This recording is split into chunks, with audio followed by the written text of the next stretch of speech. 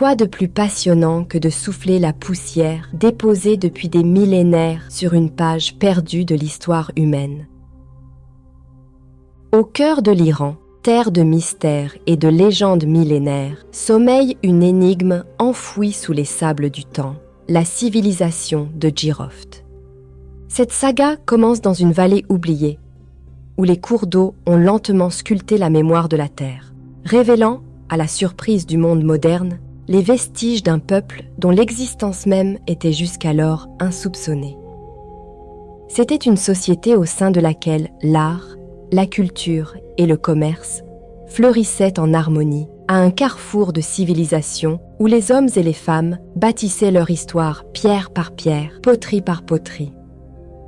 C'est ici, entre les replis des montagnes du sud-est iranien, que la civilisation de Jiroft a émergé des sables pour nous conter son histoire oubliée, des vases majestueux, des sceaux aux inscriptions énigmatiques témoignent d'un savoir et d'une esthétique depuis longtemps perdus. Chers amis explorateurs, bonjour et bienvenue dans le mystère de la civilisation de Jiroft. Une invitation à voyager à travers le temps et à déchiffrer les codes d'un monde ancien de 4500 ans. Une découverte dangereuse. Nous sommes au début des années 2000, quand nombre d'objets préhistoriques inondent les marchés et les salles de vente aux États-Unis, en Asie et en Europe. Tous ces objets sont datés de l'âge du bronze, sans doute d'origine moyenne-orientale. Mais, chose bizarre, les historiens et les archéologues étaient incapables d'établir leur origine et lieu de provenance. Bref, ils n'avaient aucune idée précise de la région où ces artefacts avaient été produits. Comme dans une enquête policière, ce sont alors les douanes qui remontent les filières jusqu'en Iran. À la suite de ces efforts, c'est en automne 2001, dans la province de Kerman, que les douaniers iraniens découvrent des fouilles clandestines menées par les habitants le long des rives du fleuve Halil. 5 nécropoles sont découvertes, sites que les aventuriers locaux avaient organisés en parcelles de 6 mètres de côté et ont mis au jour un important matériel, principalement funéraire. Les objets découverts seront analysés et datés comme appartenant à une civilisation datant du IIIe siècle avant Jésus-Christ. La variété et la richesse de ces vestiges étaient étonnantes. Vases, statuettes humaines ou animales en chlorite, un minéral verdâtre. Têtes d'hommes ou d'animaux en marbre. Statuettes et figurines en bronze, poteries, objets en lapis-lazuli. En 2002, l'armée est alertée et met fin au pillage. Elle quadrille la vallée, procède à des arrestations. Pour la première fois en Iran, des pillards sont alors condamnés à mort. Triste sort pour un groupe de personnes qui ne visaient rien d'autre que de gagner de l'argent facile pour sortir de la misère. Probablement qu'ils ignoraient totalement la valeur patrimoniale et historique de leur découverte mortifère. Les autorités décident de sensibiliser la population à la sauvegarde du patrimoine et mettent en place un programme éducatif qui aboutit à la restitution spontanée de centaines d'œuvres. L'éminent archéologue iranien Youssef Majid-Zadeh, établi en France depuis la fin des années 90 et spécialiste de l'époque du bronze, se voit confier l'analyse des trésors exhumés. Rapidement, il saisit l'ampleur historique du site de Jiroft, se retrouvant nommé directeur des opérations de fouilles. Plusieurs dizaines de nécropoles, semblables à celles déjà pillées, et 2 grands tertres sont repérés. Une équipe archéologique iranienne est mise en place, aidée de spécialistes venant d'autres pays, dont la chercheuse américaine de l'Université de Pennsylvanie, Holly Pittman.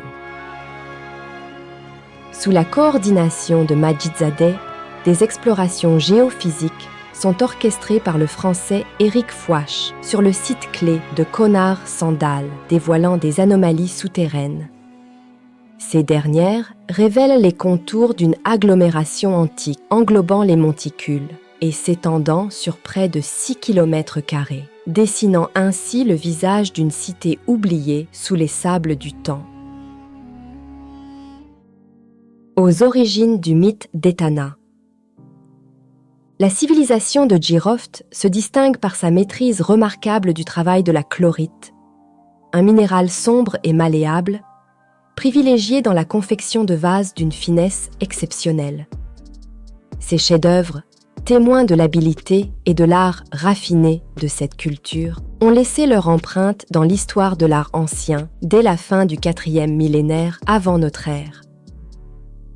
Leur présence s'étend à travers le plateau iranien et déborde sur les rives du golfe Persique, atteignant même les contrées lointaines de la péninsule arabique, preuve de l'influence et de l'étendue des échanges commerciaux de Jiroft. Les fouilles ont mis en lumière des sépultures, malheureusement profanées, regorgeant d'une quantité impressionnante de ces objets, confirmant non seulement l'importance de Tepe Yahia dans le réseau de production, mais aussi la valeur significative que ces objets détenaient au sein de la société de Jiroft.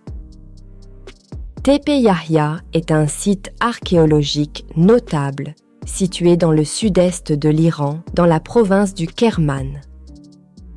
Ce site est particulièrement remarquable pour son importance tout au long de plusieurs périodes historiques, notamment pendant l'âge du bronze.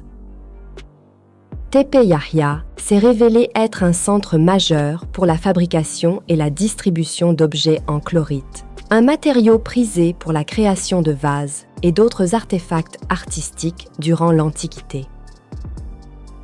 Les archéologues ont mis au jour une variété impressionnante de récipients, allant de bols simples à des coupes élégantes, en incluant des vases aux silhouettes allongées ou plus compactes, chaque pièce révélant le savoir-faire raffiné de ces artisans. Les décors gravés ou sculptés sur ces œuvres d'art témoignent d'une forte inclination pour le naturalisme, avec une prédilection marquée pour les scènes puisées dans la nature environnante. Arbres luxuriants, flore diversifiée et faune sauvage, tels que bouquetins gracieux, oiseaux en plein vol et scorpions menaçants, prennent vie sur la surface de la pierre, capturant l'essence même de la vie dans cette région. Outre la représentation fidèle de la nature, ces vases servent également de support à la mythologie et aux croyances de la civilisation de Jiroft. Des figures mythologiques telles que les hommes scorpions couronnés préfigurent les motifs qui seront plus tard repris dans l'art mésopotamien, soulignant les échanges culturels entre ces civilisations. Parmi les scènes les plus intrigantes, figure celle représentant des serpents affrontant des aigles. Une imagerie qui pourrait être l'écho précoce du mythe mésopotamien d'Etana. Le mythe d'Etana, évoqué à travers les représentations de serpents affrontant un aigle sur les vases de Jiroft, est une histoire fascinante qui trouve ses racines dans la Mésopotamie ancienne. Cette légende raconte l'aventure d'Etana, un roi soucieux de trouver la plante de la vie pour avoir un héritier. Pour atteindre cet objectif céleste, Etana cherche l'aide d'un aigle, avec qui il forge une alliance improbable.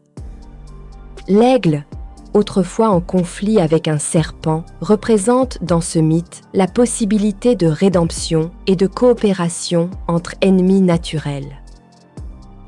Etana et l'aigle s'élancent ensemble dans un voyage périlleux vers le ciel, en quête du précieux remède. Le récit de leur ascension, pleine d'obstacles et de révélations, symbolise la quête humaine de connaissance, de sagesse et de transcendance. Etana est un personnage légendaire de l'histoire de la Mésopotamie, qui était peut-être à l'origine un personnage ayant réellement existé et a finalement été mythifié. D'autres objets en chlorite évoquent l'apparence intrigante de sacs à main. Ces pièces uniques, véritables joyaux de l'archéologie de Jiroft, se parent de motifs captivants. Portes mystiques, redoutables hommes scorpions, félins agiles et palmiers ondoyants. Mais que cachent ces sacs de pierre? Ils n'étaient pas de simples ornements, leur signification est liée au rite de passage. Comme les anciennes tables de jeu, ces objets accompagnaient le défunt dans son dernier voyage, suggérant leur rôle dans les cérémonies funéraires. Les tables de jeu accompagnaient les défunts dans leur tombe, elles faisant partie des objets essentiels pour l'au-delà, probablement pour assurer la protection, le divertissement ou la bonne fortune du défunt dans son voyage vers l'après-vie. André Verstandig, expert ayant minutieusement étudié ces artefacts, nous éclaire sur leur mystère. Ces sacs n'étaient pas qu'un hommage aux défunts, ils symbolisaient également la fertilité et la renaissance, écho des sacs de grains, des premières cultures agricoles du néolithique. D'autres artefacts, très présents sur le site de Konar Sandal, sont les sceaux. La glyptique est un art ancien consistant à graver des sceaux ou des cachets. Cet art joue un rôle clé dans la compréhension des sociétés anciennes, notamment à travers les sceaux cylindres découverts sur place. Il révèle l'existence d'une administration et d'une organisation sociale complexe au sein de cette civilisation. Cette découverte témoigne de l'utilisation de ces sceaux dans des fonctions administratives telles que l'authentification de documents ou la protection des biens. Ce système de sceaux indique un niveau d'organisation et de contrôle social bien déterminé dans le cadre de cette civilisation ancienne. Écriture et architecture. Sur le site archéologique de Konar Sandal, au cœur de l'énigmatique civilisation de Jiroft, 4 tablettes ont été découvertes, ouvrant les portes sur le mystère de l'écriture ancienne. 3 de ces tablettes abordent des signes de forme géométrique, tandis que la 4e présente des marques qui pourraient être interprétées comme de l'écriture élamite linéaire, un système d'écriture utilisé dans l'ancienne Élam. Datées selon différentes interprétations de la première ou de la seconde moitié du 3e millénaire avant notre ère, ces tablettes restent une énigme, leur code n'ayant pas encore été déchiffré. Cette absence de compréhension ouvre un vaste champ de spéculation et de recherche sur leur contenu et leur fonction au sein de cette société. Ces tablettes invitent à une réflexion plus large sur l'histoire de l'écriture et sur les moyens par lesquels les civilisations anciennes communiquaient, enregistraient et transmettaient leur savoir. La fascinante architecture de la civilisation de Jiroft, où se trouvent les ruines de Tepe Yaya et Konar Sandal, dévoile les contours d'une société aux bâtiments élaborés et aux cités planifiées avec soin. Parmi elles, Konar Sandal se distingue, s'étendant majestueusement sur près de 120 hectares, marquant son empreinte comme l'une des plus vastes agglomérations de cette époque. C'est une cité érigée selon un plan circulaire, serpentant le long des rives du fleuve Halil, carrefour vital des routes commerciales qui la liaient à l'est aux cités de la vallée de l'Helmand et à l'ouest vers l'effervescence de la Mésopotamie. Les fouilles menées de 2002 à 2008 ont révélé l'existence de 2 tels impressionnants. Le tel A, dominant la plaine alluviale du Halil Roud, se compose de 2 terrasses superposées. La première, un quadrilatère initial de 300 mètres de côté pour 6,5 mètres de hauteur, et la seconde, plus modeste, de 150 mètres de côté pour 14,5 mètres de hauteur. Ce lieu, vraisemblablement dédié au culte, évoque les prémices architecturales des ziggourats mésopotamiennes, ces tours sacrées élevées vers les cieux. Aujourd'hui, ce qui reste du Tel A est un monticule de briques séchées, érodées par le temps et endommagées par l'activité agricole locale. Autrefois structure imposante de briques de terre crues, il témoigne désormais de la fragilité du patrimoine face aux éléments et à l'activité humaine. Autour, le sol est parsemé de fragments de poterie, majoritairement datés du IIIe millénaire avant notre ère. Quant au Tel B, situé non loin, il révélait un complexe de palais et de bâtiments officiels. Les datations au carbone 14, effectuées sur des échantillons prélevés dans différentes strates, dressent une chronologie allant de 2880 à 2140 avant Jésus-Christ, retraçant ainsi les différentes phases de construction et d'occupation de ce site jusqu'à son abandon. Le message des anciens. Nous sommes sur le point de déchiffrer le message des anciens. Jiroft est un trésor archéologique qui nous offre un aperçu d'une civilisation ancienne et sophistiquée, avec des liens possibles avec la célèbre cité d'Harappa, la civilisation proto-élamite et peut-être même le royaume de Marashi. Les archéologues et les historiens sont en effervescence, car chaque nouvelle découverte a le potentiel de réécrire l'histoire de cette région du monde. Youssef Majidzadeh, cet archéologue visionnaire, est convaincu que nous sommes sur le seuil d'une révolution historique, parce que ce site pourrait redéfinir nos connaissances sur les origines de l'Iran. Le chercheur croit que ce site antique, enfoui sous les sables du temps, pourrait bien être la mythique Harappa, une cité dont la grandeur est immortalisée dans les poèmes sumériens. Mais qu'est-ce que Harappa ?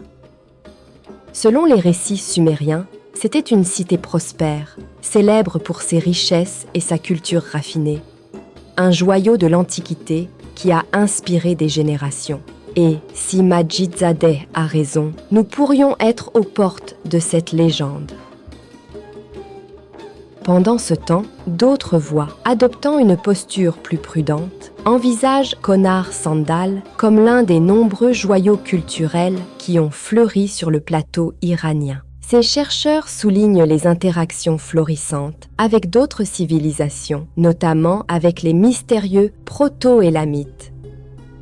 La trouvaille d'une tablette à Konar Sandal, initialement interprétée comme portant des inscriptions en élamite linéaire, attise les spéculations. Ce système d'écriture, associé à l'Élam, une région antique s'étendant à l'ouest de l'Iran, laisse présager des échanges ou influences culturelles entre ces deux peuples. Mais le lien précis entre Konar Sandal et l'univers proto-élamite reste encore à décrypter. Sommes-nous face à deux civilisations distinctes ou à un seul et même ensemble culturel ? Piotr Steinkeller, plongeant dans le débat, propose une vision alternative. Jiroft ne serait autre que le cœur battant du royaume oublié de Marashi, une entité politique mentionnée dans des textes anciens, mais jusqu'alors échappant à notre compréhension. Malgré sa présence dans les archives cunéiformes, Marashi a longtemps échappé à une localisation et une compréhension précise, en grande partie à cause du manque de preuves archéologiques directes et spécifiques qui pourraient clairement être attribuées à ce royaume. Cela a conduit Marashi à être qualifié de « royaume oublié », car jusqu'à des découvertes plus récentes, comme celle de Jiroft, des preuves archéologiques n'existait pas. Ce royaume mystérieux est souvent évoqué dans le contexte des relations diplomatiques et commerciales avec les grandes civilisations de la Mésopotamie, telles que celles de Sumer et d'Akkad. La civilisation de Jiroft, florissante et énigmatique, a connu un déclin mystérieux aux alentours de 1700 avant Jésus-Christ. Les raisons de cette chute demeurent inconnues, alimentant les spéculations sur l'impact du changement climatique ou des conflits avec les groupes voisins. Pourtant, malgré sa brève existence, l'héritage des Giroftes demeure indélébile. Les prouesses artistiques de ces populations témoignent d'une créativité et d'un savoir-faire exceptionnels, tandis que leur réseau commercial a tissé des liens à travers le monde antique. La civilisation de Girofte nous rappelle que le monde antique est empreint de nombreux mystères encore non résolus. Ces énigmes vont de la construction des pyramides d'Égypte à l'existence présumée de l'Atlantide, en passant par les statues de l'île de Pâques et les écritures indéchiffrables de la civilisation de la vallée de l'Indus. Ces mystères captivants continuent de défier notre compréhension moderne, stimulant la curiosité des chercheurs et des passionnés d'histoire. Malgré les avancées de l'archéologie et de la science, certains secrets des civilisations anciennes demeurent insaisissables, invitant ainsi à une quête continue de connaissances et d'exploration. Chers amis, j'espère que cette histoire sur la civilisation de Girofte vous a captivé. Les mystères qui entourent le monde antique sont tout simplement fascinants, n'est-ce pas? Je vous invite donc à poursuivre ensemble cette aventure en découvrant d'autres énigmes du monde antique à l'avenir. Entre-temps, prenez soin de vous et restez curieux. Bye bye.